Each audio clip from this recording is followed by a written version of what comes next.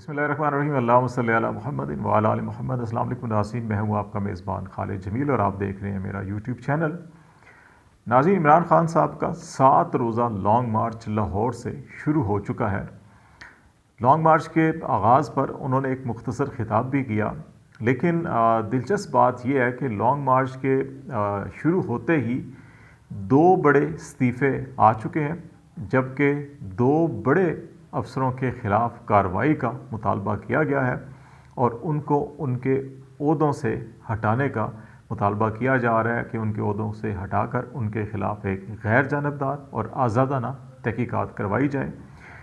दूसरी तरफ एक बार फिर बैकडोर राबतों और डिप्लोमेसी और मुज़ाकरात की बाज़गश्त भी सुनाई देने लगी है।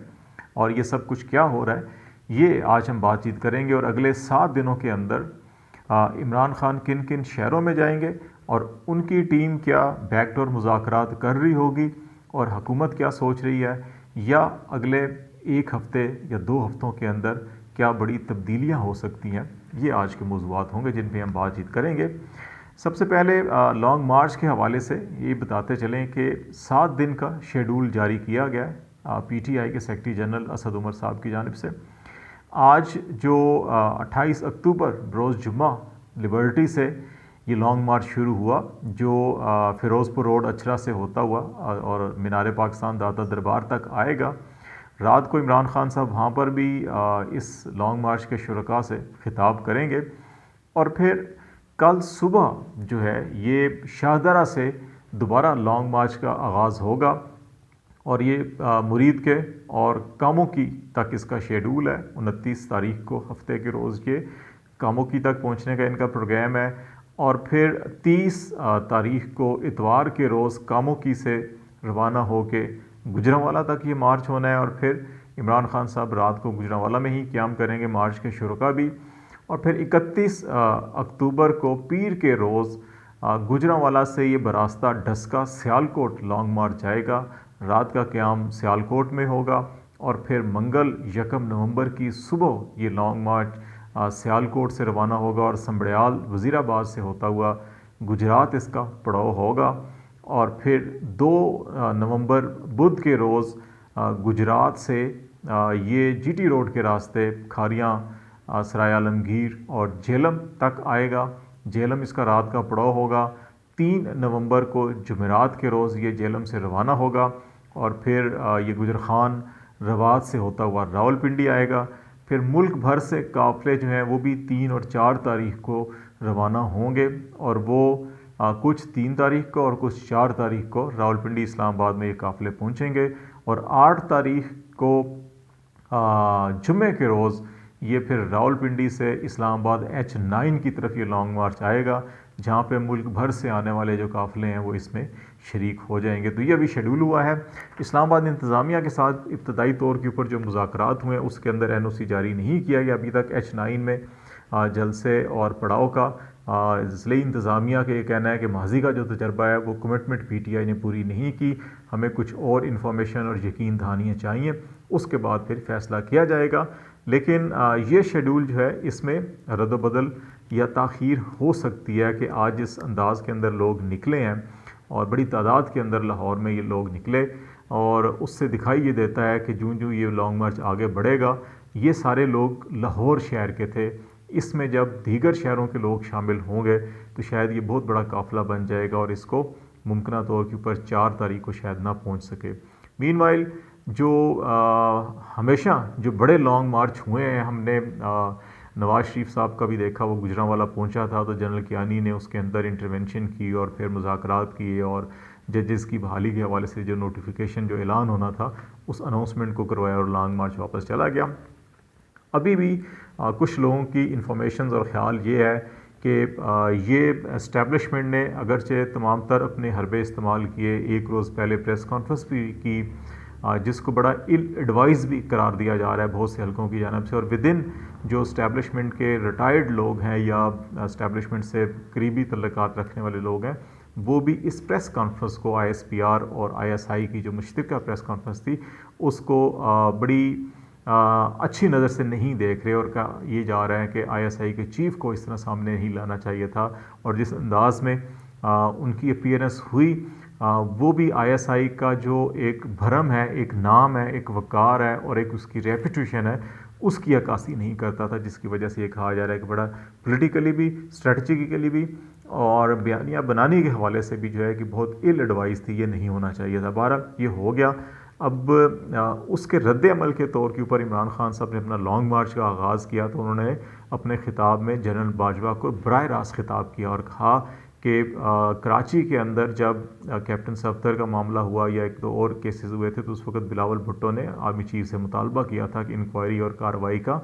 तो उन्होंने कराची में सेक्टर कमांडर को भी और जो दीगर अफसरान थे उसके अंदर उनको तब्दील किया था और इंक्वायरी की थी। तो अब इसी लॉन्ग मार्च के आगाज़ के दिन सुबह इस्लामाबाद के अंदर सेनेटर आज़म स्वाति जो पार्लिमानी कमेटी जो जजेस की तकर्री के हवाले से फ़ैसले करती है, मंजूरी देती है, उसके चेयरमैन भी हैं। बहुत इंपॉर्टेंट पोजीशन है। उन्होंने प्रेस कॉन्फ्रेंस की, उन्होंने कहा कि मुबैना तौर के ऊपर उनको जो गिरफ़्तार करके बरहना करके तशद्दुद का निशाना बनाया, उसके उन्होंने 2 मरकज़ी जो मुल्ज़िम नामज़द किए हैं अपनी तरफ से, उनमें एक मेजर जनरल फैसल नसीर जो ISI के अंदर एक DG रैंक के ऊपर काम कर रहे हैं और उसके साथ साथ जो इस्लामाबाद के सेक्टर कमांडर ब्रिगेडियर फ़हीम है, उनको उन्होंने मुल्ज़िम नामज़द किया और चीफ जस्टिस ऑफ पाकिस्तान से भी और आर्मी चीफ से भी मुतालबा किया है कि वो इनके ख़िलाफ़ कार्रवाई करें। उन्होंने कहा कि वो सुप्रीम कोर्ट ऑफ पाकिस्तान में इस सिलसिले में बाज़ाब्ता तौर के ऊपर दरख्वास्त भी दायर करेंगे। तो इसी तनाज़ुर में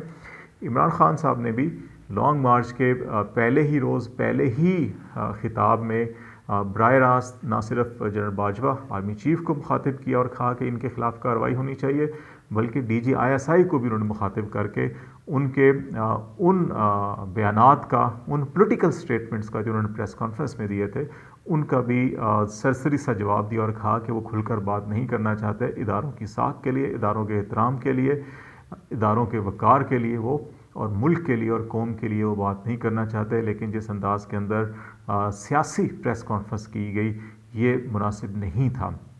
तो ये इसलिए इसको इल एडवाइस इस प्रेस कॉन्फ्रेंस को करार दिया गया कि अब ये पूरे लॉन्ग मार्च के अंदर जहाँ एक तरफ PDM की गवर्नमेंट की गवर्नेंस, बैड इकनॉमिक पॉलिसीज़ या दीगर इश्यूज़ जो हैं कि रजीम चेंज इश्यूज़ जो हैं डिस्कस होंगे, वहाँ हर जगह के ऊपर DG ISI की प्रेस कॉन्फ्रेंस को भी क्रिटिसाइज़ किया जाएगा। तो ये एक ऐसा मौका दिया गया PTI को कि जो नहीं दिया जाना चाहिए था और इस किस्म की गैदरिंग्स के अंदर कौमी इदारों के ऊपर इस किस्म की बात मुनासिब नहीं दिखाई देती। लेकिन अगर लॉन्ग मार्च से एक दिन पहले पूरी की पूरी प्रेस कॉन्फ्रेंस इमरान खान के ख़िलाफ़ की जाएगी तो फिर इसी किस्म की तकरीरें और इससे ज़्यादा शदीद जज्बात पर मबनी तकरीरें भी जो हैं कि वो सुनाई दी जा सकती हैं, जो बड़ी बदकिस्मती है। ऐसा नहीं होना चाहिए था। दूसरी तरफ लॉन्ग मार्च के पहले ही रोज़ वज़ीर-ए-आज़म पाकिस्तान के मामले ख़ुसूसी अहमद जवाद ने अपना इस्तीफ़ा दे दिया और उन्होंने अपने इस्तीफ़े में मुतअद्दिद वजूहात दर्ज की हैं। अहमद जवाद इससे पहले पाकिस्तान तहरीक इंसाफ के साथ बड़े एक तवील अरसे तक जो है कि वो वाबस्ता रहे, उनके मीडिया सेल को हेड करते थे, तर्जमान भी रहे उनके। और जिन दिनों में PTI के ख़िलाफ़ मूवमेंट बन रही थी तब्दीली के हवाले से, तो उन दिनों में इन्होंने PTI को छोड़ा था। उस वक्त PTI की हुकूमत थी मरकज़ में, पंजाब में, खैबर पख्तूनख्वा में। लेकिन फिर इन्होंने नून लीग को ज्वाइन किया, वज़ीर-ए-आज़म ने मामले ख़ुसूसी उनको मुकर्रर किया और अब उन्होंने इस्तीफ़ा दिया। एक उन्होंने ये कहा कि अरशद शरीफ के कफन मैला होने से पहले मैं अपनी ज़मीर की आवाज़ पर इस्तीफ़ा दे रहा हूँ और ऐसे मुल्क में, ऐसे हालात में मैं सियासत हुकूमत का हिस्सा नहीं बन सकता। इसके अलावा हुकूमत की बेबसी, हुकूमत की उन्होंने कहा कि प्राइम मिनिस्टर ये कहते हैं कि वो फ़ैसला नहीं कर सकते, फ़ैसले कहीं और होते हैं। तो बहुत सी वजूहात दी और उन्होंने इस्तीफ़ा दे दिया। दूसरी तरफ इस किस्म की इतलात भी आ रही हैं जहाँ बैकडोर डिप्लोमेसी हो रही है, PTI के साथ निगोशिएशंस हो रही हैं इलेक्शंस के हवाले से। वहाँ पे PTI के अंदर दरारें डालने के लिए भी जो भी इदारे हैं वो सरगर्म अमल हैं। इस वक्त साउथ पंजाब के ऊपर फोकस है, वहाँ पे लोगों को, MPs को इमरान खान ने भी अपनी पहले भी प्रेस कॉन्फ्रेंस में कहा कि उनके लोगों को कन्विंस किया जा रहा है, तरगीब दी जा रही है, लालच दी जा रही है, डराया जा रहा है कि वो लॉन्ग मार्च में शिरकत ना करें या PTI को छोड़ दें।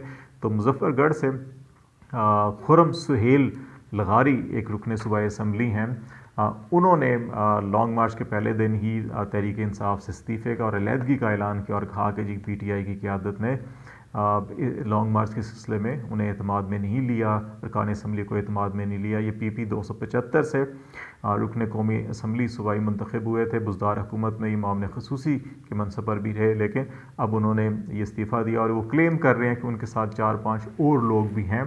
तो लेट्स सी कि क्या वो बाकी लोग भी सामने आते हैं या नहीं आते हैं। लेकिन इस किस्म की कोशिशें जोड़ तोड़ वफाकी सतह के ऊपर भी, पंजाब के अंदर भी चल रही है। ये कोशिशें भी चल रही हैं कि किसी तरह से इस मामले को सेटल डाउन किया जाए।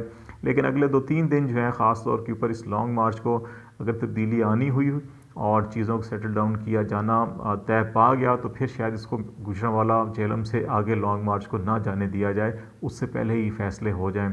लेकिन अगर हठधर्मी कायम रही तो फिर ये लॉन्ग मार्च इस्लामाबाद तक पहुँचेगा और फिर ये लॉन्ग मार्च ज़्यादा तवालत भी इख्तियार कर सकता है। और जितनी तवालत इख्तियार करेगा, हर तकरीर के अंदर जनरल कमर जावेद बाजवा साहब आर्मी चीफ और DG ISI जो हैं वो टारगेट ज़रूर होंगे, क्योंकि बेवक्त की एक प्रेस कॉन्फ्रेंस और जो मौजू उसका रखा गया वो मुनासिब नहीं था ऐसे मौके के ऊपर जब सियासी इस किस्म के हालात हों। वो जो है कि वो तनकीद का निशाना बनते रहेंगे। कौमी इदारों के वक़ार के लिए भी, जमहूरियत के वक़ार के लिए भी, मुल्क की कौमी सलामती के हवाले से भी मामलात को अगर अवाम की तरफ रजू करना ही जमहूरियत की बुनियादी रूह होती है तो फिर इलेक्शन में जाने से फ़रार नहीं होना चाहिए, इलेक्शन की तरफ चले जाना चाहिए, वरना खुदा न खास्ता हालात ख़राब हो सकते हैं। फ़िलहाल आज के लिए इतना ही। जो डेवलपमेंट्स आती रहेंगे अपडेट करते रहेंगे। खालिद जमील को इजाज़त दीजिए। अल्लाह हाफिज़।